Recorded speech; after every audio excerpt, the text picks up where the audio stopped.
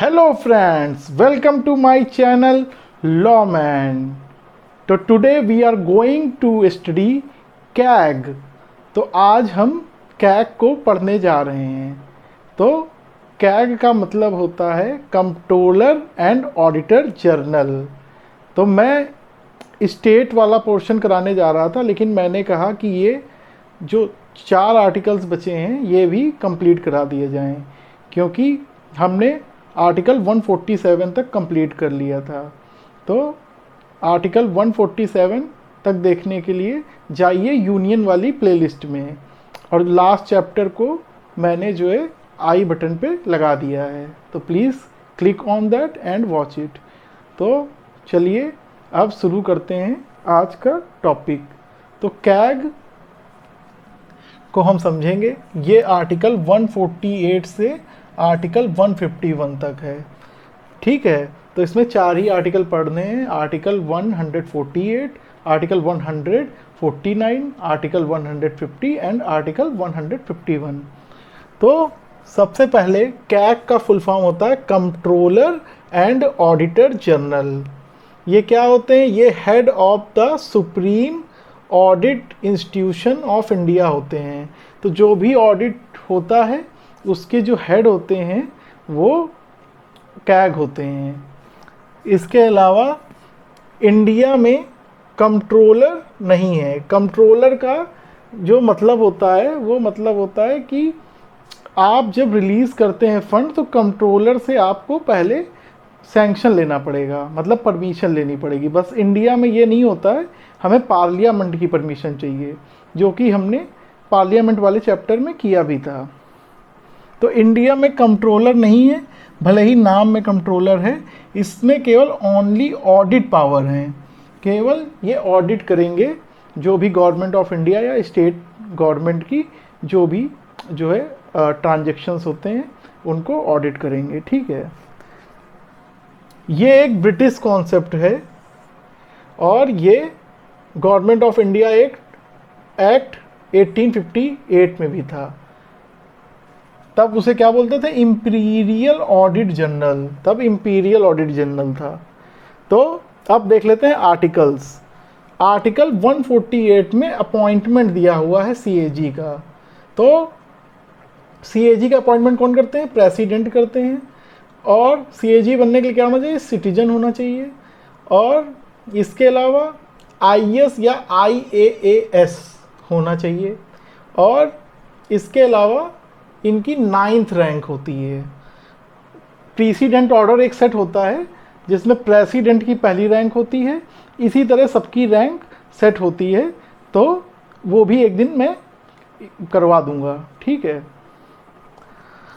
इसके अलावा 149 में, आर्टिकल 149 में ऑडिट क्या क्या करते हैं कंट्रोलर एंड ऑडिटर जनरल, वो लिखा हुआ है। All accounts of state government and union government, storehouses, where houses.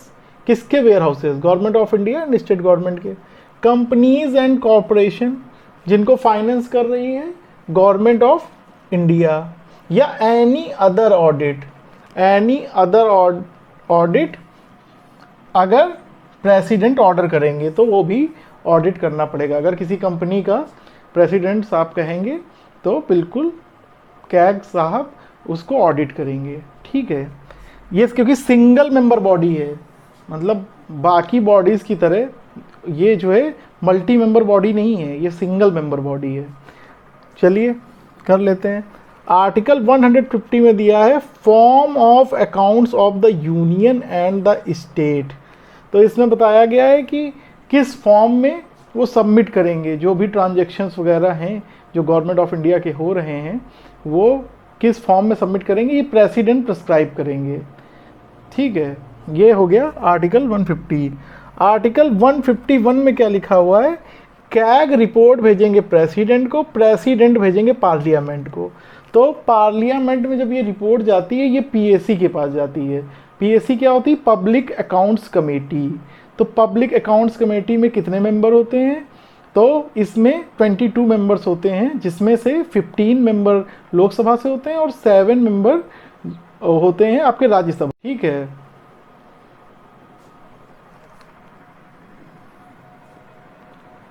Will help PAC to review the audit. अगर पीएसी के पास ये रिव्यू करने की पावर जाती है तो इसमें क्या होगा कि जब वो रिव्यू करेंगे तो वो कैग से हेल्प भी ले सकते हैं अगर कोई चीज़ उन्हें समझ में नहीं आ रही है। ठीक है, इसके अलावा ये हैं friend, philosopher and guide to the PAC. तो ये हर तरीके की मदद करेंगे। तो ये एक तरीके फिलोसफर भी हैं, गाइड भी हैं और फ्रेंड भी हैं पीएसी के, पब्लिक अकाउंट्स कमेटी के। तो मान लीजिए कोई मिनिस्टर जो है स्कैम करता है तो क्या होगा, चलिए समझ लेते हैं।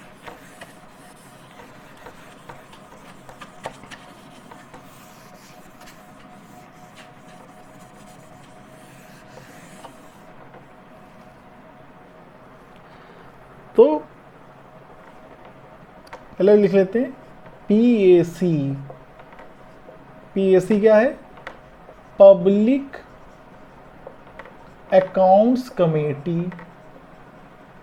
अकाउंट्स कमेटी, ठीक है। इसमें कितने मेंबर होते हैं? टोटल होते हैं 22 मेंबर्स। 22 मेंबर्स होते हैं, ठीक है। आपके होते हैं 15 होते हैं लोकसभा से और 7 होते हैं राज्यसभा से। इसमें दोनों मेंबर हैं दोनों सदनों के, ठीक है। इसके अलावा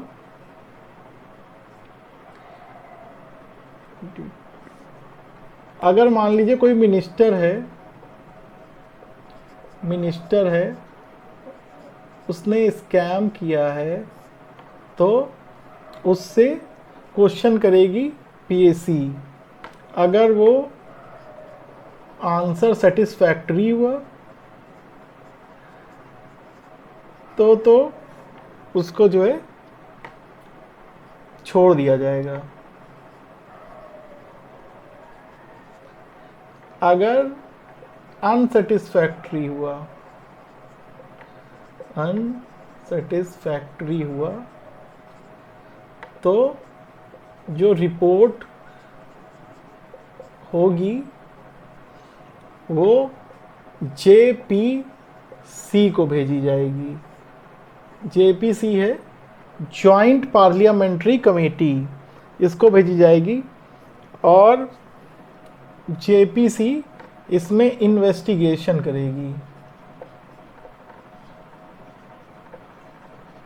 और अगर उसे स्कैम ट्रू लगेगा तो एफआईआर भी कर सकती है और एफआईआर के बाद पूरा मैटर पुलिस के हाथ में चला जाएगा। तो ये हो गया आपका कैग। बाकी देखते रहिए वीडियो। अब नेक्स्ट क्लासेस चलेंगी आपका स्टेट वाली, ठीक है। चलिए, thank you so much. Like, subscribe and share.